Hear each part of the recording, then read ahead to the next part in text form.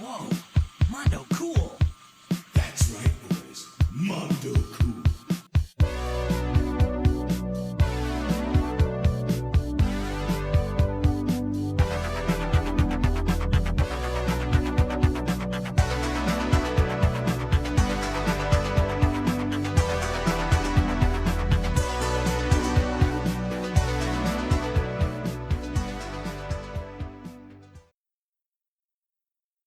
Hey, back again for another crash course. And let me tell you, this is our second time doing this one, so let's do it right, huh?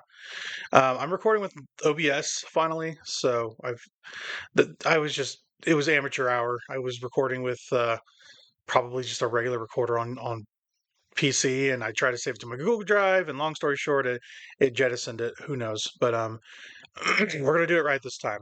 Make sure we got this audio for sure. So, without further ado, let's talk about save points in video games. We'll call it sit a spell. Um, what are my favorite save points in games? What does saving mean in a game? And kind of the struggle going back and forth. Um, you know, in a game world, I think it's important to talk about the journey as much as the destination, and there are kind of rest stops in between um, in games that are saving save points. I will say, like, my criteria for this specific category is save points that have some flair, style, and then extra points if it exists diegetically in a game world. um, when I say diegetically, I think of like um, Dead Space, where you can just go up to a console and hit a button in the game world and you're saving your game, right? And it all happens seamlessly within the world itself. Diegetic means everything is digested through the main environment, basically. A HUD element on your suit in Dead Space, or a console that you're interacting with, that sort of thing. That's kind of what I'm talking about. So, um, I have my favorites. This is a top 10-ish. I mean, there are some other ones I'll talk about for sure. Um, but I'm not saying menu saving is bad. It's not. I like these ones because they have a flair and they're memorable ultimately. So, um, yeah, it's really it's really fun to come up with a list like this because it takes me back to my experiences with those games, right? And yeah, I'm really interested in talking about the first one because I it's my favorite. It just is. We'll start. All the other ones aren't really in order. The first one is the top though because I just feel like I haven't seen a better one. There's just something about the coziness of my first pick, which is the Evil Within 2. Um, with the coffee pots, you save at points, these save houses in Evil Within 2 with these coffee pots. Um, and you basically button through to the menu to actually save, but the introduction to that diegetically in the world is you are pouring yourself a fresh cup of coffee after a struggle, right?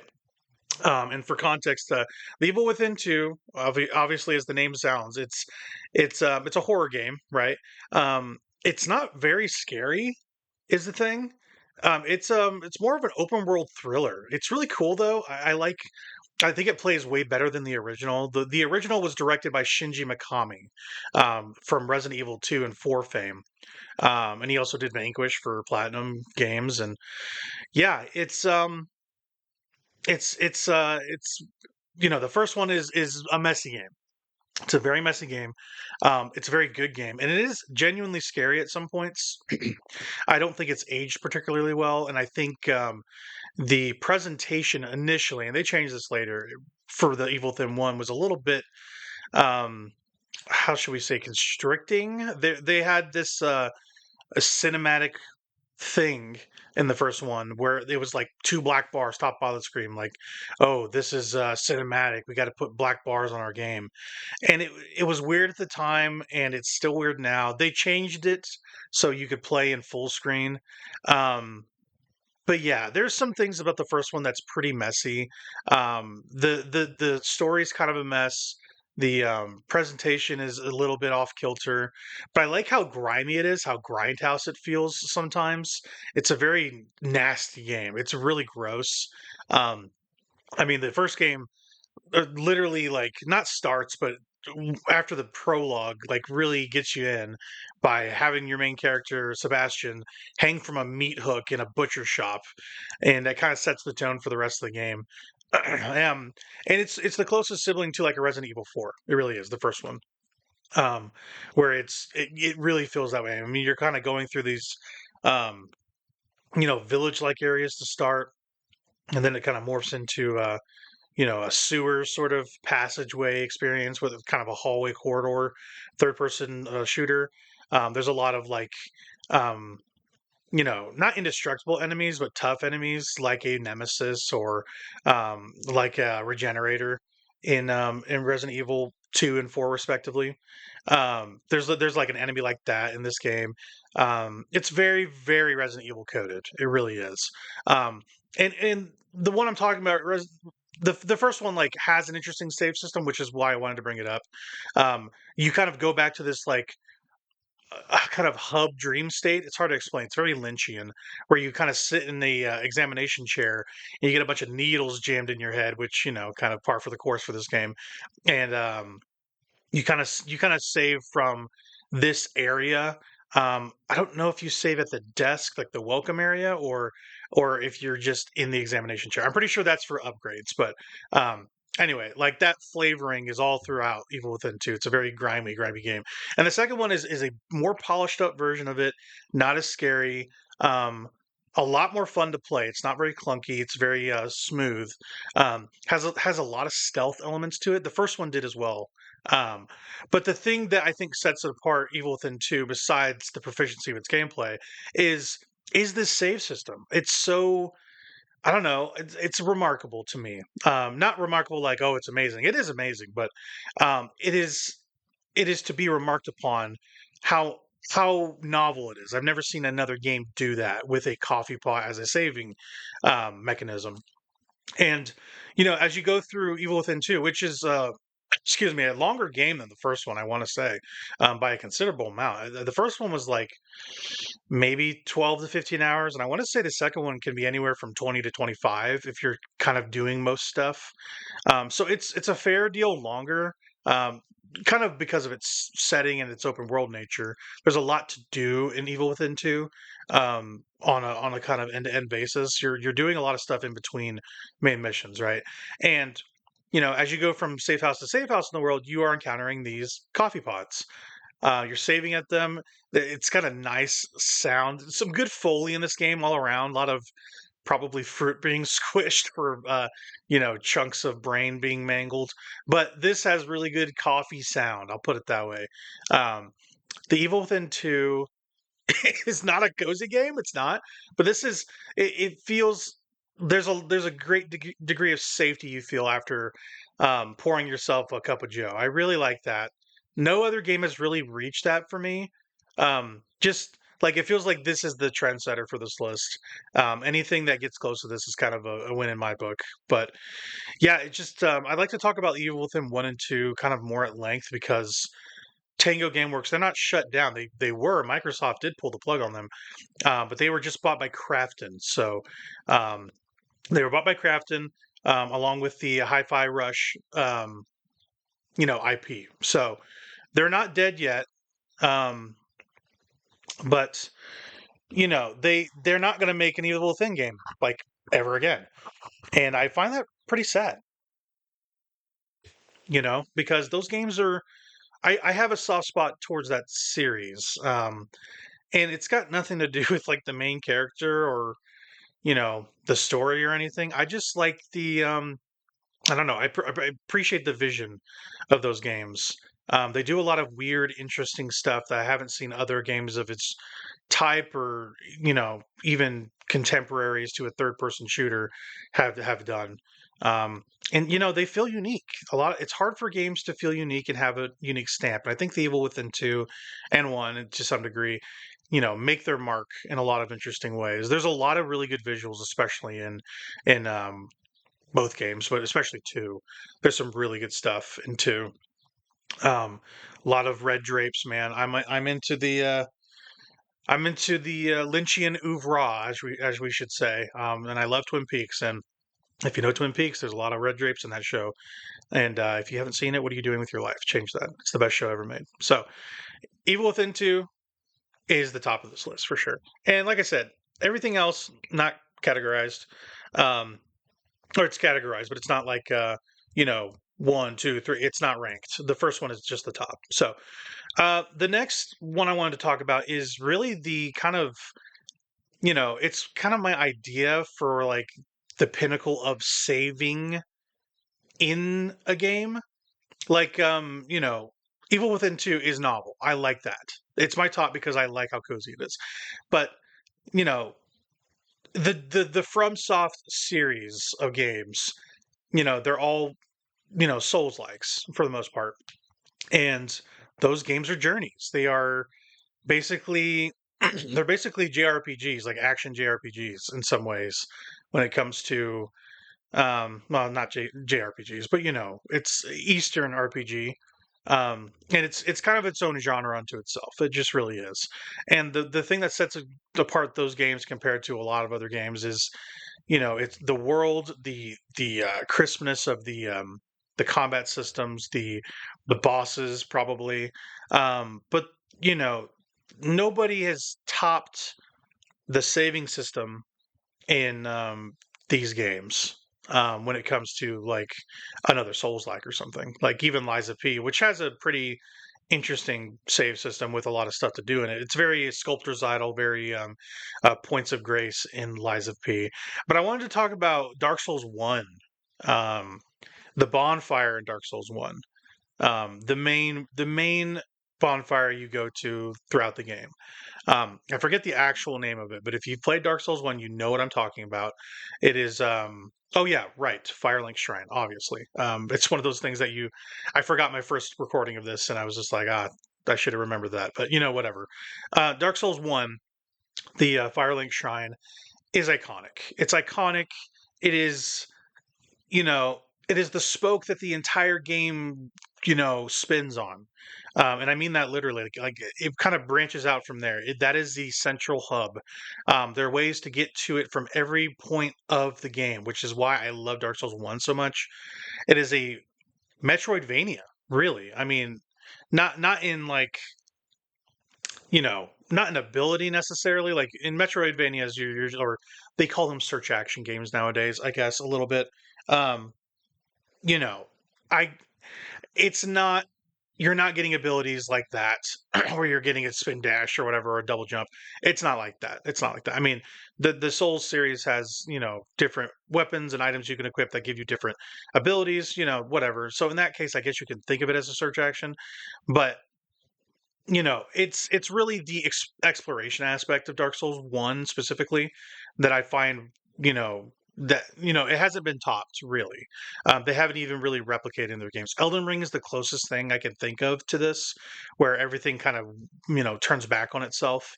Um, but it's not as cohesive as it is in Dark Souls 1. Dark Souls 1 feels intentionally designed to wrap back in on itself in a satisfying way. Um, it's like a nesting doll within itself. It's like this goes to this, and back down the center. You know, just off the top of my head, there are like 4 or 5 paths you can take throughout the world that spoke off from the Firelink Shrine, right?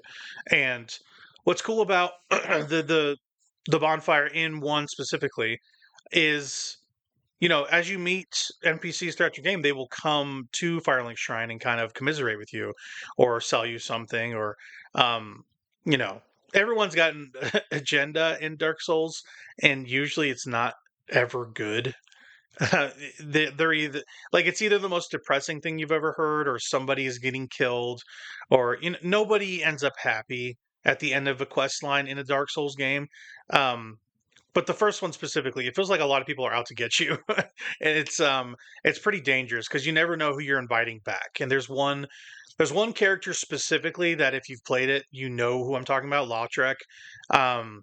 Spoilers for Dark Souls 1, I guess. I mean, this is a freaking 15-year-old game at this point or whatever it is. I mean, not 15, it's what? 13, whatever. That's an old game. Um, he comes back and kills your firekeeper if you let him. I mean, if you let him out of the jail in it's not Sense Fortress, is it? I forget where you let him out at, but he's in this cage, and then you let him out. He's like, "I promise, just let me out. It's gonna be cool, man." You let him out, the dude just starts wrecking stuff, and your firekeeper dies, and you're like, "What the hell, man?" And you have to face him in, I think, the depths. Maybe you have to face him again at some point, and then you can take his armor, which is cool. Um, but yeah, little stuff like that, like it makes the gathering aspect of um, the Firelink Shrine seem dangerous in a way. It feels like you're meeting strangers where you don't know what they think and what their plans are, and it's scary. It's scary. But yeah, the bonfire. I love the music. The music is iconic.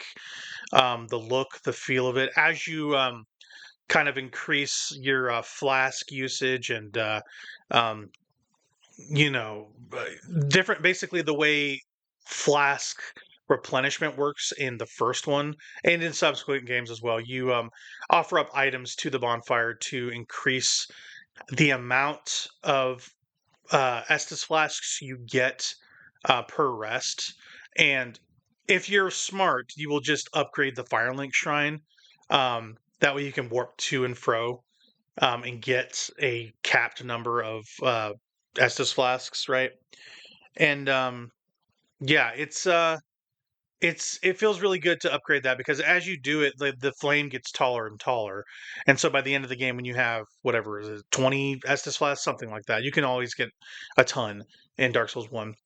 It like reaches super high, and it's like kind of like fiery tendrils reaching out to a like dark clouds. It's beautiful. I love the look of the Dark Souls One bonfire specifically. So yeah, it's my favorite of the FromSoft rest points, save points, whatever you want to call them, just for the theming of it, how it links to other parts of its own world.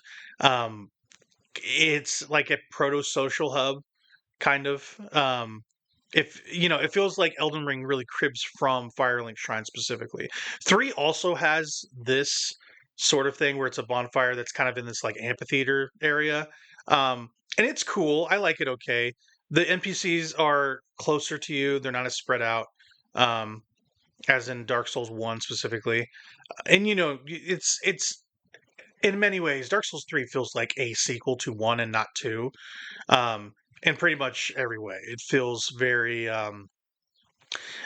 intentional, the things they do in 3 to make you recollect playing 1, right? Specifically with you going back to like Anor Londo, um, fighting like not the what's his name? I forget even what his name. It's like Dragon Rider, Dragon Knight, something like that. He's basically Ornstein from Dark Souls 1. They bring him back as a boss, and it's a lot of dredging up old feelings, but it's in a good way, and it doesn't feel like it doesn't feel cheap. I mean, because they're cribbing from their own stuff, so like it's not a big deal. If they were to do it like again, like with a Dark Souls 4, and they just did one stuff again, that would be kind of disappointing. But it's fine. I like Dark Souls 3. It's the best playing Dark Souls game, and there's a lot of like Bloodborne feel to that game that I appreciate because I love Bloodborne. It's my favorite game. And it kind of leads into my next one, which is Bloodborne. I like Bloodborne's saving points as well. Um, I guess I'll just talk about the entire From series that I appreciate. I don't like Dark Souls 2. Just as a rule, I don't like that game. I've tried, oh my gosh, multiple times to play it. I've beaten every FromSoft game. I've platinumed 2 or 3 of them. I cannot get through Dark Souls 2 for whatever reason. I have tried playing with multiple people. I have tried playing by myself. I have given my time to that game, and it has not given back to me in a way that I resent it. I hate to say that. I do not appreciate. I don't appreciate Dark Souls 2, and I think I should one day really just buckle down and get through it. But it's not going to be for a while. I'll tell you that right now. Um, Yeah, the next one's Bloodborne, and it's the lamp in Bloodborne. The difference between Bloodborne to Dark Souls 2, Dark Souls 3, is that when you light a lamp, it stays lit. That's basically you marking a save point. That's the difference between it and a bonfire. Um, and well, you can light a bonfire too and not rest at it for sure, but why would you? I mean, you're going to rest at a bonfire and kind of get your stuff back. It's if you're just lighting a bonfire, you're probably speedrunning it or something. I don't know. It doesn't feel like you would do that and just not rest at it. But in Bloodborne, you literally can like light a lamp and it'll save your progress, right? Up to that point. Like when you pass away or die, it will uh it will revert you back to that point. The difference is you can't rest at lamps. You are as soon as you decide to engage with a lamp in a menu capacity, you get warped back to a main hub, right? Back to home base. And yeah, the kind of hub world of Bloodborne is important to me because one, it's my favorite game ever. I don't know if it'll ever be topped. Maybe by Bloodborne 2. Come on, Miyazaki, you can do it. Um, they gotta, man. They need to just remake that game. I don't know what is taking them so long. It's obviously he wants to be involved, but they're too busy. Is what is basically been intimated about it. Um, but they're literally remaking like Days Gone. Like it it's crazy to me. It's just absolutely crazy that they have not remade the game. It is maybe their most beloved PlayStation 4 game, just almost period. It's you know, it's a tragedy. It's a shame, and they need to get on top of it at some point. But whatever. I digress. It's important to me. I played plenty of Bloodborne, but it's one of those things like I would if you give me a reason to come back, I'm coming back. Um, but yeah, like the lamp back to home base is really comfy. I can just see the layout in my head. It's very intimate, very cozy. It's kind of like this graveyard with a bunch of like lilies in it. Well, not lilies. I forget what they even call them. They're like a special type of flower that you see everywhere. Um, but it's in this kind of like I don't know nightmare island. Like there's a bunch of weird things in the distance you can't really see very well. Like there's a lot of weird infrastructure to the nightmare realm aspect of it. Um, they call it the hunter's dream, right? Um, but it feels more like a nightmare, especially towards the end of the game, whenever things kind of go haywire, kind of go sideways. But you have a couple main NPCs in this area. One is the doll, where you upgrade your stuff, um, and it wasn't the first time they did this. I want to say Dark Souls 2 also did this, where you are directly interfacing with an NPC to level up your character. Um, but I think the doll is the best encapsulation of that. Um, I think that just the stylings of Bloodborne is the best FromSoft has ever done. They have not reached the heights of Bloodborne on an aesthetic level. I think um, I don't think they've ever even touched the sauce this game trades in. Like it's just so I hate to use the word swaggy, but man, there's something about Bloodborne's art direction, style, production. It's timeless. It's unbeatable. Dark Souls 1 has a lot of good flavor to it. So does 3. Elden Ring feels kind of like like a unification of all their ideas in some ways, but it also feels not like generic fantasy. It doesn't feel generic. It doesn't. But there's a lot of sword and board feel to that game still that Dark Souls 1 also trades in, right? But I think the thing about Bloodborne is that it looks like what is it called? Is it Brotherhood of the Wolf? Whatever it is. Like it's very tricorn hat with a trench coat covered in blood. Like I love the Victorian aspect of it. And it just feels like it hasn't been topped, and I don't know if it ever will be until another Bloodborne. If they knew what was good for them, they would just do Bloodborne 2. I don't understand why they wouldn't. Um, I mean, they've had sequels to all their games except for. I mean, they're basically doing an Elden Ring sequel. I mean, it is kind of Night Rain. It's not a sequel, but it's another game with Elden Ring in the title. Um, I don't think I'll play that personally, which I get into on our main pod. I don't think I'll play a lot of it anyway, but I digress. Bloodborne, incredible styling, incredible art. Um, I might just do a solo pod focused on Bloodborne, going top to bottom, because I just love it so much. And that's kind of the plan at some point is to record and talk about from games kind of back to front. at some point, and we might actually sit down and do that here pretty soon, because of Night Rain. I think once we get our hands on Night Rain, we might be able to talk about it and then update it as we go along. But Bloodborne's my favorite game ever. The lamp function. I wish there was more of a bonfire utility in Bloodborne where you like literally sit at a lamp or whatever. Maybe they would change that in a second one. Probably not. But I mean, they want to kind of stay cohesive, I guess. Um, but yeah, I love Bloodborne and I love the hub system in it. It's very Demon Souls that way, where you're kind of picking and choosing levels kind of that you're going through. There's like an entire contiguous world, right? But you can jump point to point with these gravestones, and it'll take you to different points in the game, right? Um, but yeah, that's Bloodborne for sure. I love Bloodborne so much. Um, the last FromSoft game I want to talk about is Elden Ring, obviously, which I brought up. Elden Ring is an important game. Some people will tell you it's not the greatest game ever. It Okay, I will tell you this: it's not the greatest game ever for me, but it feels like it's like I don't know. It broke out in such a mainstream way. I feel like a lot of people would say it's their favorite game ever, and you can see why. The game is just impeccably designed, maintained. There's just so much about Elden Ring as a game. There's so much to do. I've beaten that game twice, or not twice. I beat it 4 times to get a bunch of endings, and platinum it, and I still have not seen everything. Granted, there is some recycling that they do, especially with some of the dungeon aspects of Elden Ring when you kind of go into the caves. There's a lot of recycling there. But I think what sets Elden Ring apart is the breadth of it. And the depth of it as well. Like it feels like a mile long and 7 miles deep sometimes. Like, and I mean that literally, up, down, left, and right. There are places to go, people to see, stories to uncover, bosses to fight. It broke out in a mainstream way because I feel like most people could engage with it, and then once they understand an Elden Ring, they can go back and play their previous games. It feels like the most accessible entry in the FromSoft catalog. I think that's why it makes it so important, right?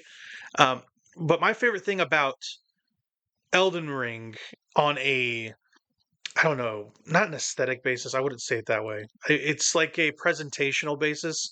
Is the graces? I think that is the best way they have led players to do the fun stuff. Like, hey, we're going to give you a main path. Follow this light, and you'll be set. Like, if you follow this light in this direction, we will guarantee you will not lose your way. And if you do, you can choose to deviate from that. But there's enough graces where they kind of ping pong you in the right direction. You know, like for instance, like you're going to your first grace, right? You talk to the guy, whatever his name is, the maidenless guy. I always forget that guy's name. Um, and he basically says like, "Oh, you're maidenless, whatever. Just sit at this grace, this and that." And like I said, you kind of ping pong back and forth between graces. You just follow these lights around the map, and as long as you're doing that, you're going to finish the game. Like you are just going to. You're not going to get lost really if you were just to mainline it, right? But the thing about these games is, you're going to explore. The thing about FromSoft games is whenever you encounter an obstacle, you're expected to surmount it either with pure will, pure force of will, or grinding for stuff. If they set something in front of you that you're not prepared for, they expect you to get better and basically like if you cannot beat a hurdle, it will filter you. Like that's kind of the idea of the games up until this point. Like there is one way to go through. If you don't do this, good luck. You might as well find another game. Like that's kind of the way they think. Elden Ring bucks this trend by saying, "Hey, you can't do this. Okay, there are more things you can do. Like move away from this, come back. When you have more stuff, take this on again. You go like, okay, I already know what this person's deal is. This thing's deal is. I can attack this thing now and be successful, right? I like that about Elden Ring. There's just as much challenge in this game as other games. Don't let people tell you it's an easy game. It is not an easy game. Um, I just think people have become more proficient at FromSoft games. As they've become more popular, people have understood and taken them apart in a way. Like it feels like they're actually trading on their own language now. Um, they understand they understand the prose, the diction of a FromSoft game better now than they did, even when like Dark Souls One or Demon Souls came out, right? In some ways, FromSoft has been better at translating their games for people, and I feel like Elden Ring is the best example of this. People just get it, right? And it's captured so many people. Like people understand Elden Ring more than any other game that they've made, right? Even like a Sekiro, which is very specific skill-oriented gameplay. Um, but like Elden Ring is important to me because it became so mainstream, and I think it's important to me because it has not lost the flavor that makes FromSoft great. In fact, they have honed their crafts in a lot of ways. I think the story is actually really touching, really, and really gripping if you kind of know what to look for. They do have some of the item description stuff in this game that kind of is a little archaic. Maybe some people prefer it. I don't. I'd rather have my story be told kind of straight to me. Um, it is fun to watch a body video like on YouTube and have him explain the stuff I've missed, right? Like Bloodborne is kind of half and half this, where it's like, oh, item descriptions and there's like some awesome story in here. And Elden Ring is that as well. But yeah, it's just I feel like the story is pretty straight in Elden Ring. You kind of know what's going on for the most part, and the kind of impetus for going along it from grace to grace is Melina. You're kind of like what do they even call it? Maiden? I guess she's a maiden, right? She is the maiden for you. Um, she basically strikes up a contract with you to say like, hey, let's go do things. Like let's go out into the world. I will be you'll be my consort, sort of thing. Um, throughout your journey through the lands between. And her involvement is really important, really special because you can like reject her at the beginning of the game. I want to say I don't know if I've ever done that, and I'm pretty sure it's got a deleterious effect on her being in the game. Period. I think she just disappears, where you can like say yes or no to her contract. She's like, okay, bye, or something like that. Um, but Melina is kind of like she is with the save conversation because I like having somebody in the game to talk to, even if it's in like a menu capacity. Having somebody there feels nice. It makes you feel like you're not going through your journey alone. That's the one thing about a FromSoft game. Some people might not feel this about games. I get lonely in games sometimes. Like when you're going from place to place, like you're by yourself. Like that's kind of I don't know. Even just having somebody chirp in your ear or help you out with a mission or something in a game is really it adds a lot to it for me. Being in a FromSoft game, it feels desolate and isolated a lot of the time. It feels like you're on your own island, you know, and you kind of have to seek out friendships in between, um, or friendships, companionship, whatever you want to say in those games. But in Elden Ring, it feels like no matter what, you're going to be with this person. Um, you know, Depending on how you attack the end of the game, right? She is involved in one of the endings. Um, you can decide to make a choice that she is not happy with, and you can do it, and she will not be there. But until you get to that point, which is pretty much near the end of the game, well, the quest is not, but she basically says at the beginning of this quest, the Shabiri quest, I want to say it is for the frenzied flame ending. She's like, "You don't do this. Like, if you do this, I will not be here." Like straight up. And I chose this ending, the frenzy flame ending first because I heard I didn't hear as the best one, but it sounded amazing to me. The two fingers stuff, I guess you would call it. And I was right. It is the best ending of the game. I don't care what anybody says. It's an incredible ending for sure. It's a bummer it has to be at Melina's expense with her not being there. Um, but it's whatever. I think Elden Ring graces are really important because they direct the player to where they need to go, following the golden path, as it were, and having a companion in between is really important in these games. And I think that they should do more of that. I really like that about it. So that's kind of the FromSoft block. I'll kind of that's basically it. Um, so to kind of encapsulate, I talked about Dark Souls 1 Bonfire. I talked about the Bloodborne Lamps, kind of the hub and spoke home base, and then Elden Ring Graces, kind of following the Golden Path for sure. So the next one we'll kind of jump into, and it's not one I've finished. It's like a pile of shame game for me. Is Castlevania Symphony of the Night, and I need to finish it. It's a great game from what I can tell. It's just one of those things that like I wasn't born when it came out, and I just never got back to it. Right. Um, but yeah, it's the coffins in Symphony of the Night, which is sick because they're vampires, right? I like that about Symphony of the Night. It's cool. I can't talk about Symphony of the Night at length because I haven't finished it. Maybe that changes at some point, but I got nothing much to say about it. I think Coffins for Vampires are great. I just watched Nosferatu last year. That movie is awesome. It's a remake of the original, obviously, but yeah, he's got a sick ass coffin in that movie. It's really cool looking. It reminds me of Castlevania.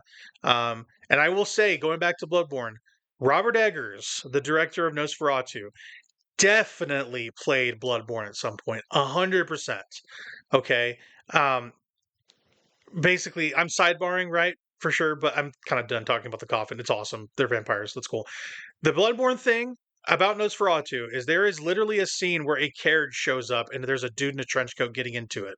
It's very like Canehurst Castle. And I saw that in that movie. I was like, damn, this guy has played a video game for sure. If he hasn't, I would be shocked. I would be shocked, right? Anyway, I wanted to talk about Bloodborne again, so sue me. Um, yeah, that's basically all I have to say about that. Um, and the next one I want to talk about are kind of the same thing, but it's different games. Benches. I think benches are a good place to save games, right? There are a couple games that do this and they do it well. The first one I'll talk about is Hollow Knight. And if you have not played Hollow Knight, I think you're just missing out on maybe the best search action game ever. It's up there. It's up there with like Metroid Dread, the Castlevania games. I mean, Shadow Complex a little bit. I mean, it's up there. Like Hollow Knight is maybe the top of the genre, and I think it's kind of like my Evil Within 2 feel, where it's nice to have a reliable spot and have it be cozy. You basically just sit on your bench and you can change your charms out or do different menu things in it. Basically, it's mostly the charms, right? But the music that plays with that throughout is so moving and it's all. I think it's all piano. Hollow Knight. I want to say it's all piano. The soundtrack, or at least most of it is anyway. Um, and having a having a rest point like that is really fun because your character doesn't talk, but there's some of that isolation factor that I've mentioned with like a FromSoft game in Hollow Knight. It feels like you're going from place to place, seeking out people, doing tasks for people, and throughout your adventure, you're not hanging out with anybody, and it's kind of lonely, right? So when you sit on a bench, you kind of like reflect upon that. It feels like a little bit. Um, and yeah, there's not a lot to do on a bench besides the menu stuff, like the charms or whatever. But just finding a bench and going, oh, thank God, that was a tough fight. I'm gonna sit here a bit, right? Um, I look forward to finding the benches in that game. It's really engaging, Um, and you're looking for those specifically because the map system in this game is kind of whack in some ways. It's tough to really get yourself established in the world of Hollow Knight because of the map system. It's a little all over the place. You have to find this specific character that it's drawing maps up, and then you have to like talk to him, and then you have to. I don't know if you have to buy a map from him or from his wife. I can't remember. Um, but you have to seek out this one NPC to enable the map, and then from there you can label things with these like pins you buy from his wife's shop and stuff like that. Um, there are a couple NPCs here and there that do talk to you and hang out with you. There's specifically this kind of like swordsman bug. He's kind of cool. He kind of hangs out with you, chills on a bench with you. Again, it's been forever since I played this game, so I cannot, for the life of me, remember the name. Um, Silk Song should come out at some point. Who knows? People played that game at E3 2019, and it's 2025, so who knows when that thing comes out. But yeah, every, I have, I think it'll come out, and I think it'll be good. Um, I have every hope it'll come out and it'll be good. But yeah, Hollow Knight, the benches, really good stuff. I love the benches in Hollow Knight. It's very calming, very soothing, and taking a break from defeating a centipede is pretty awesome. Like Hollow Knight's it's very bug themed. And if you're not cool with that, then maybe don't play it. But yeah, it's a great game. It's one of the best games ever. One of the best games ever made. If you haven't played it, change that. The benches are awesome, and segues into my next two games, kind of. Um, I'm calling it Final Fantasy VII. It's the Final Fantasy VII remake games. It is both remake and rebirth, and they both have benches, right? I think remake is the benches in remake are okay. They're basically just save points. I mean, I kind of wanted to talk about both because I think rebirth does it so much better and so much more engaging. But remake, it's really good because you usually there's like a jukebox around or there's like a kind of a kiosk to buy potions. So like you look forward to those points, especially when you play hard mode in that game, um, because you can't. Well, not the kiosks in hard mode. You cannot use any items at all throughout your entire game, which there are ways to get around that, and the benches help with that, and they help mitigate some issues. But um, you don't get items in hard mode, so you don't look for the kiosks so much. Some of them are side benches, most of them are not. So you're just looking for benches, and you're like, oh, thank God, I can replenish some stuff, or save even. Like um, it, basically in hard mode, you only can use magic to heal, which is tough because you only get a certain allotment of magic um, per like chapter. Basically, it fills up per chapter, and you have to be very judicious with how you use it. So you kind of have to like plan out your entire route for the chapter if you know what you're doing. Um, I need to talk about Final Fantasy VII Hard Mode at some point. That game is just so incredible. Oh my god, it is the best battle system in any game. The combat is unbelievable in that game, especially in hard mode where you really unlock it. You have to be dialed in, have your right materia, have your right posse, your right party comp, whatever you want to say. They're right weapons and charms and materia. It is incredible how good that system is. I think it is so good. I think every Final Fantasy game should play like Final Fantasy VII Remake and Rebirth. Rebirth does some interesting stuff that I like, but it's not. I don't know. I think Remake is more focused. It's all about limit breaks and kind of building up your charges to do that. In Rebirth, you can do this like these synergy moves with your other party members, which is really cool and really interesting. Um, but I never quite figured out how to trigger them, kind of like accurately. I think it's one of those things where I plan to play Rebirth in hard mode at some point because I loved Remake so much. If I were to go platinum Rebirth, I would have to do that, I'm sure. Um, but you don't really get a good feel for that as much as Remake because in Remake I was locked in, right? I know what it takes to beat that game. I beat that game 3-4 times and played it once on hard mode. Um, but yeah, the benches in that game, a demarcation point for your progress feels good because playing it specifically in hard mode for Remake is really tough. Really tough. Like you need to have these save spots in between. Um, and it's and Rebirth I like the presentation of it better because in the world you are it's a this the structure of Rebirth compared to Remake is very linear back and forth. In Rebirth it's an open world game. So you're kind of you're doing large swaths of land where you're doing combat challenges, you're picking up collectibles, you're doing side quests, this and that, whatever. But in between those, you're setting up like benches, right? Um, and what's so cute is you get these little chocobos whenever you're near with them. It's very Ghost of Tsushima that way, where you have like this, you have like a companion, an animal companion, kind of like you're trying to chase to you know they're basically trying to show you like a object in the world you can interact with, to kind of mark that checkbox on your checklist for the open world aspect. And Rebirth is no different in this way, except there's chocobos, little baby chocobos. They're so freaking cute. You follow them back to the kind of, it looks like a bus stop bench a little bit, but it's a very chocobo themed. What you do is you follow the little guy whenever you're near him. It's usually not that far. Sometimes you have to fight enemies along the way. Um, where you have to follow the chocobo to the bench, and then there's like a sign on the ground. You lift it up. When you do that, a little jingle plays, and then a chocobo feather descends from the sky. And the chocobo feather's a currency you can use to get more chocobo stuff. And then when you're done with that, the little chocobo dances, and he's like, "Yay, yay!" Oh my god, I can't. It's so good. I love it. And then you can give him little pets and stuff. Oh, so cozy. Rebirth's benches is it's presentationally amazing. If I had to rank it, it'd be number two in terms of like the feel of it. I just adore it so much. It's such a fun idea. Um, yeah, it's awesome. It's so awesome. Um, yeah, Final Fantasy VII remake slash rebirth. That I'm cheating. I don't care. It's whatever. It's my list. Another one I wanted to talk about was, and I only have a few left, so I'm kind of going to blow through the rest of these.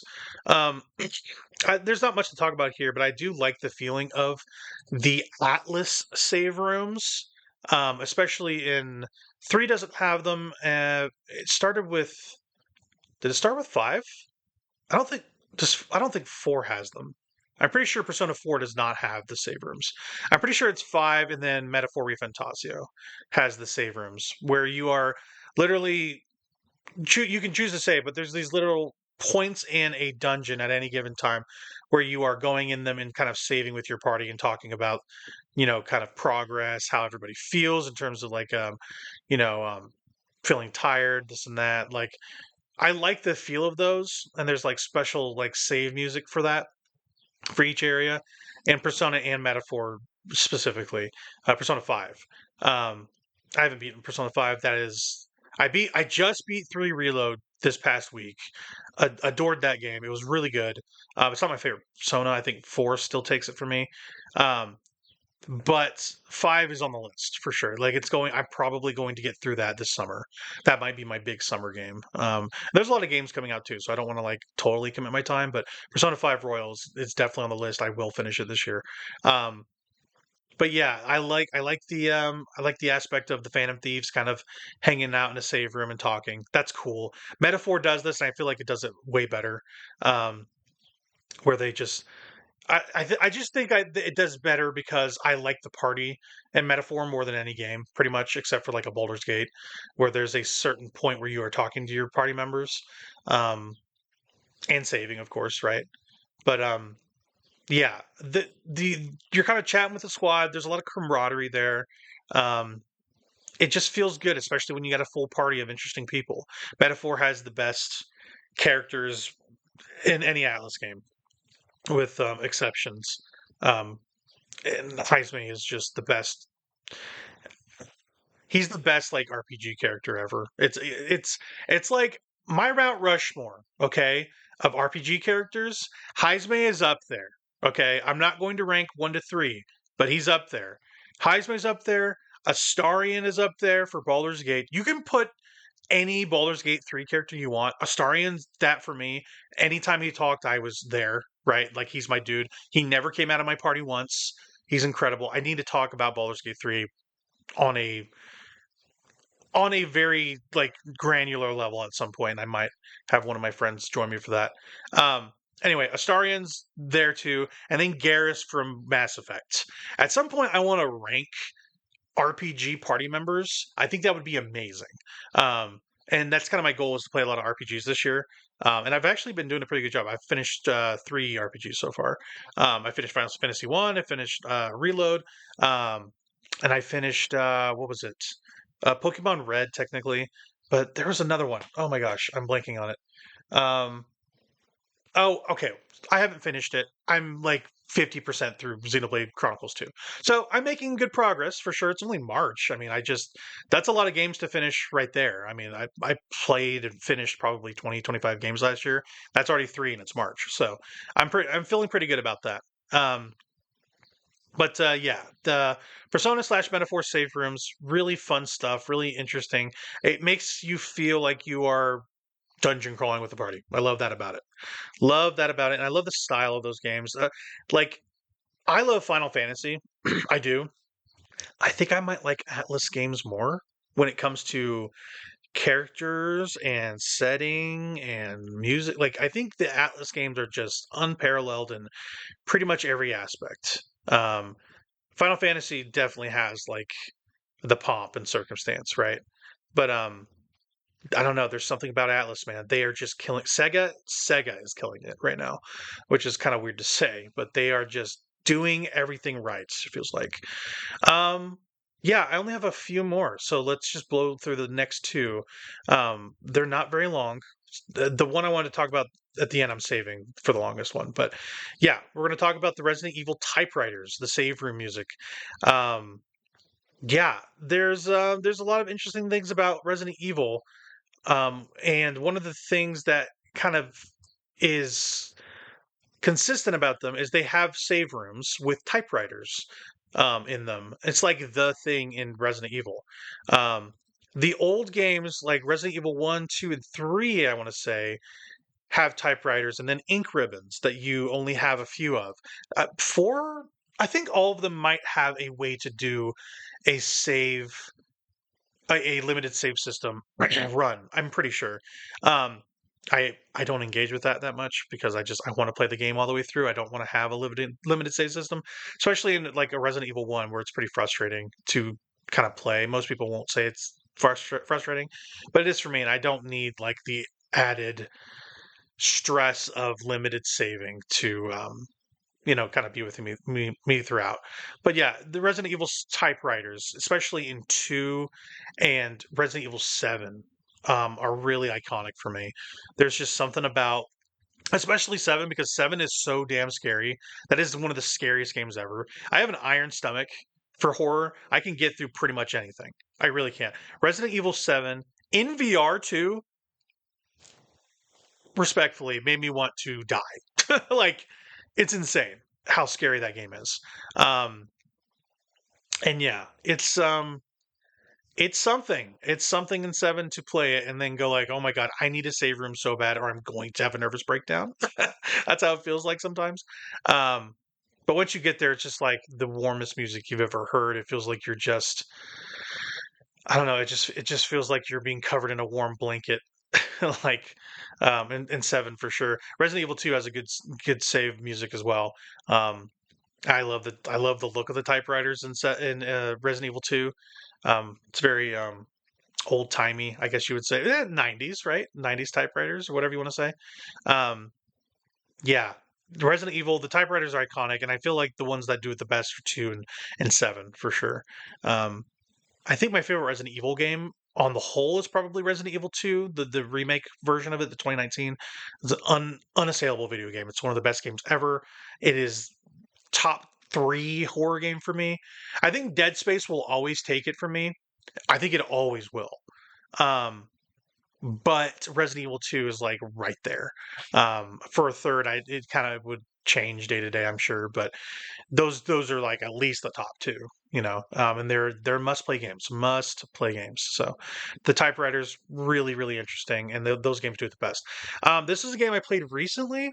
The last year, it's Silent Hill 2, the remake, and Silent Hill 1 has a save system as well, but 2 has like a really it's iconic. It is iconic, but it's I don't know. They never describe what it is. Like it's like this red square that you just interact with, and it's interesting. You can kind of ascribe whatever meaning you want to the red square, and in the remake, it's more literal than ever that you're literally facing yourself in the red square. It's like reflecting upon your choices throughout the game, kind of as you save, because from save point to save point, at least in the remake, which I've played a fair amount of the original, but I have not finished it.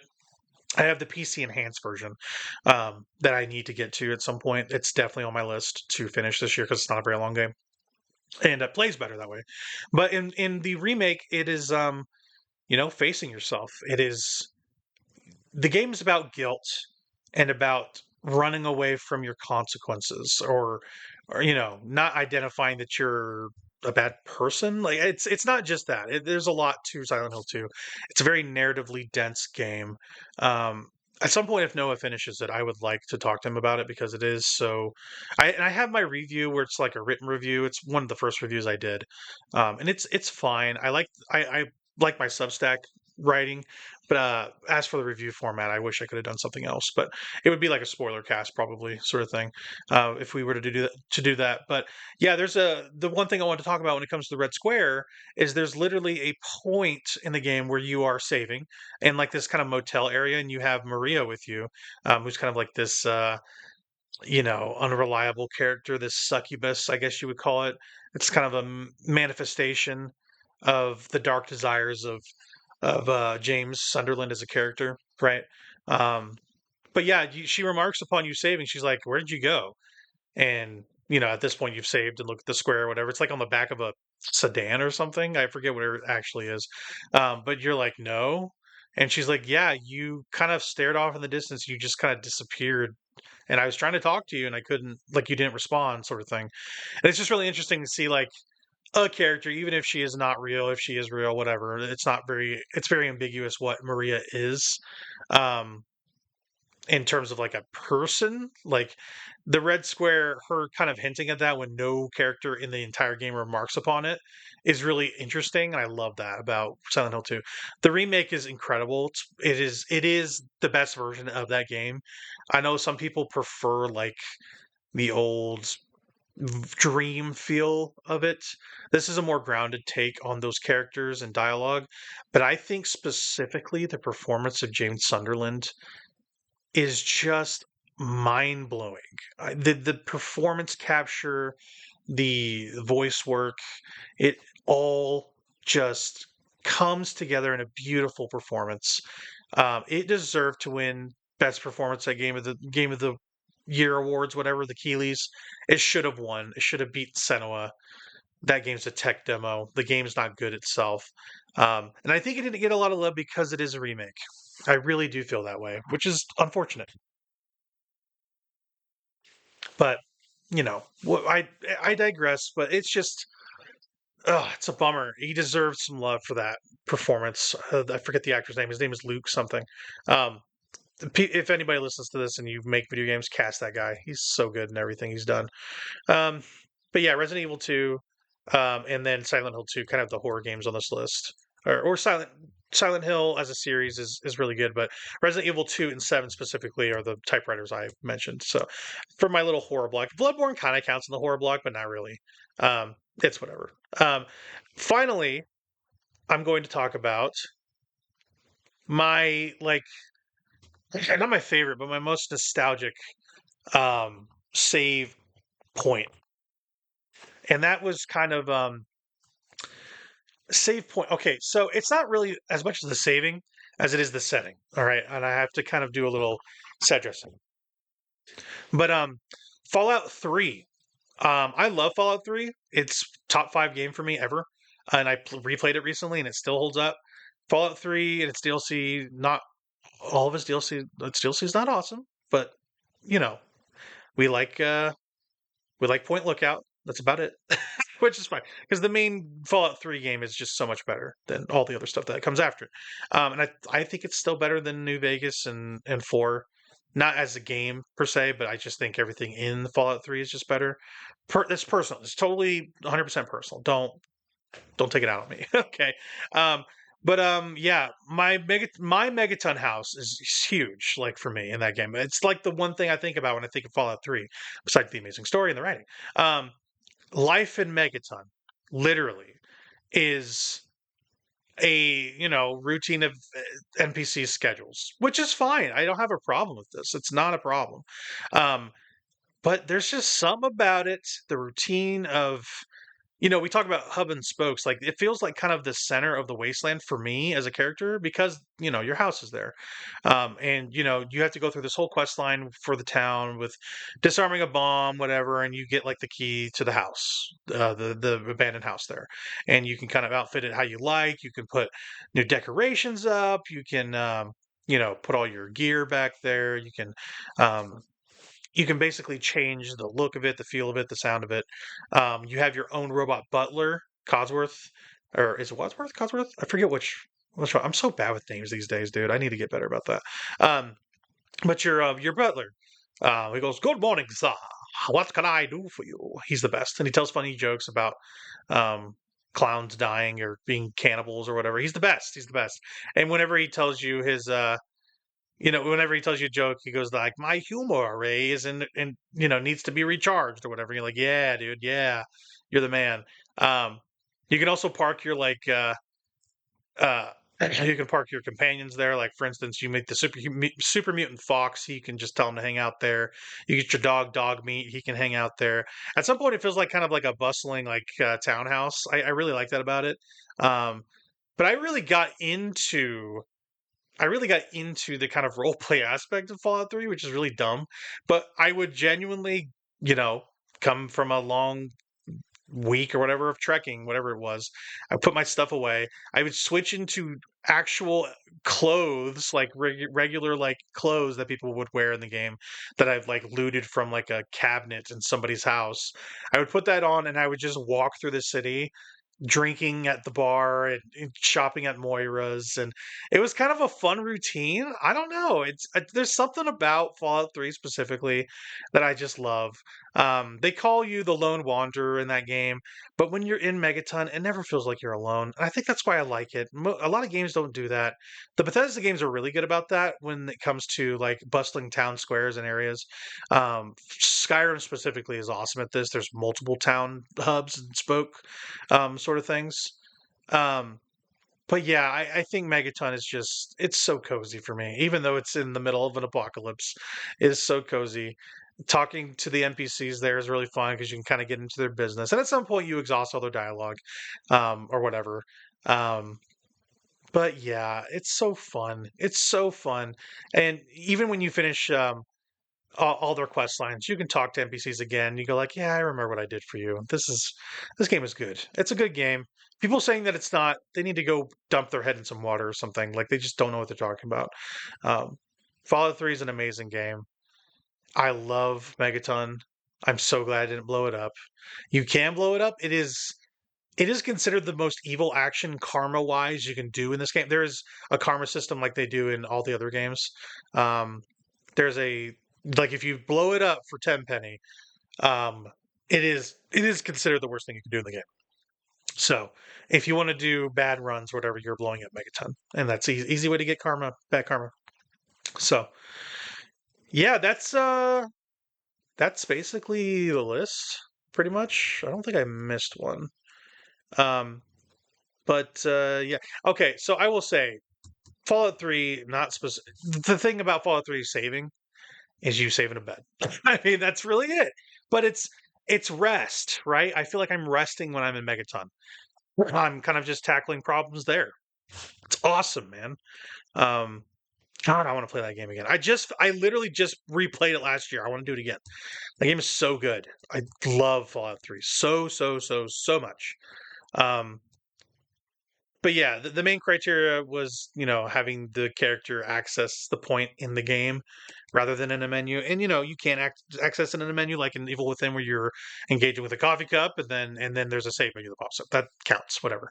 But that's what I wanted to do, is set it apart, right?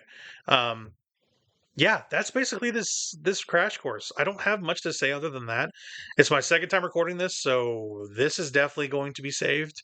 I'm sending this directly to Noah so we can get this uploaded immediately. And yeah, I hope everybody enjoys it.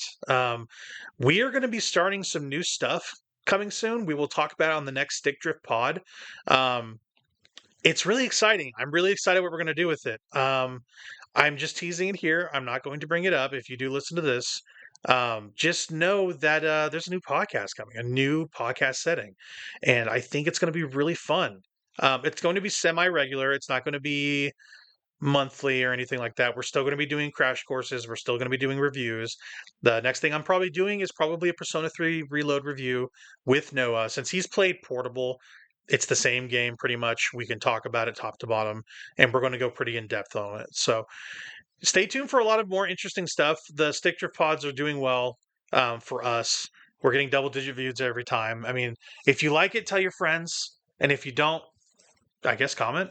And if we need to change something, please tell us to change it. So yeah, for Crash Course, I've been Power Glover. These are my favorite save points, or save, sit a spell. Basically, is what I'm calling this Crash Course. And yeah, have a lovely weekend. I love you so much. Bye bye.